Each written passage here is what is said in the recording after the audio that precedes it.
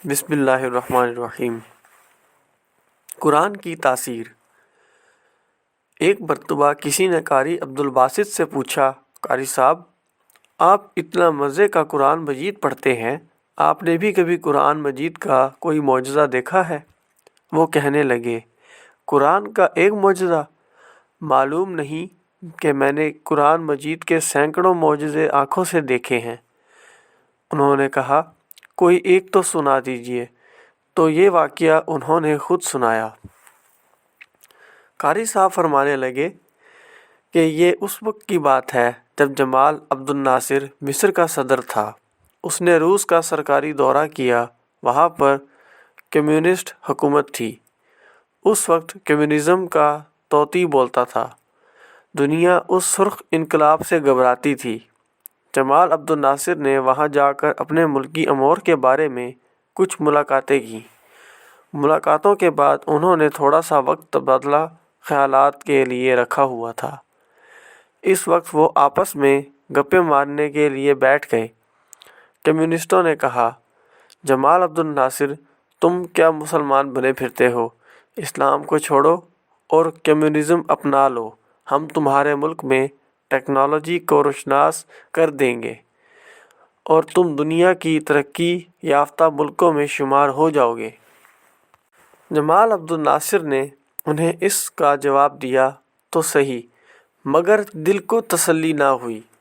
اتنے میں وقت ختم ہوا اور واپس آ گیا، مگر دل میں کسک باقی رہ گئی کہ نہیں، مجھے اسلام کی حقانیت کو اور بھی زیادہ واضح کرنا چاہیے تھا۔ جتنا مجھ پر حق بنتا تھا میں اتنا نہیں کر سکا۔ 2 سال کے بعد جمال عبد الناصر کو ایک مرتبہ پھر رشیا جانے کا موقع ملا۔ قاری صاحب فرماتے ہیں کہ مجھے صدر کی طرف سے لیٹر ملا کہ آپ کو تیاری کرنی ہے اور میرے ساتھ ماسکو جانا ہے۔ کہنے لگے کہ میں بڑا حیران ہوا کہ قاری عبدالباسط کی ضرورت پڑے سعودی عرب میں، عرب امارات میں، پاکستان میں، جہاں مسلمان بستے ہیں، ماسکو اور رشیا جہاں خدا اور دین بیزار لوگ موجود ہیں، وہاں قاری عبدالباسط کی کیا ضرورت پڑ گئی؟ خیر تیاری کی اور میں صدر صاحب کے ہمراہ وہاں پہنچا۔ وہاں انہوں نے اپنی میٹنگ مکمل کی۔ اس کے بعد تھوڑا سا وقت تبادلہ خیالات کے لیے رکھا ہوا تھا۔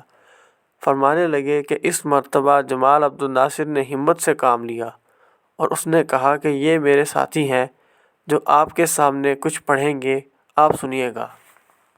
وہ پوچھنے لگے کہ یہ کیا پڑھے گا؟ وہ کہنے لگے کہ یہ قرآن پڑھے گا۔ انہوں نے کہا، اچھا پڑھے۔ فرمانے لگے کہ مجھے اشارہ ملا اور میں نے پڑھنا شروع کیا۔ سورۃ طٰہٰ کا وہ رکوع پڑھنا شروع کر دیا جسے سن کر کسی دور میں حضرت عمر بن خطاب رضی اللہ تعالیٰ عنہ بھی ایمان لے آئے تھے۔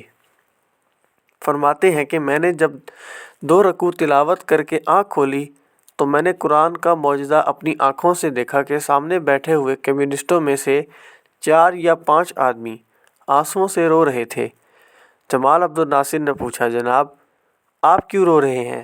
وہ کہنے لگے، ہم تو کچھ نہیں سمجھے کہ آپ کے ساتھی نے کیا پڑھا ہے، مگر پتہ نہیں کہ اس کلام میں کچھ ایسی تاثیر تھی کہ ہمارے دل موم ہو گئے، آنکھوں سے آنسوؤں کی جھڑیاں لگ گئیں اور ہم کچھ بتا نہیں سکتے کہ یہ سب کیسے کچھ ہوا۔ سبحان اللہ!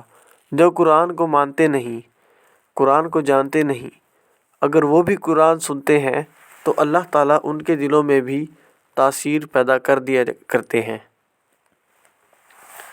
دعا ہے کہ اللہ تعالیٰ ہمیں قرآن پاک پڑھنے اور سمجھنے کی توفیق عطا فرمائے۔ آمین۔ آپ سب ایک مرتبہ درود شریف پڑھ لیں۔ اللہم صلی علی سیدنا و مولانا محمد وعلی آلہ و اصحابہ وبارک وسلم۔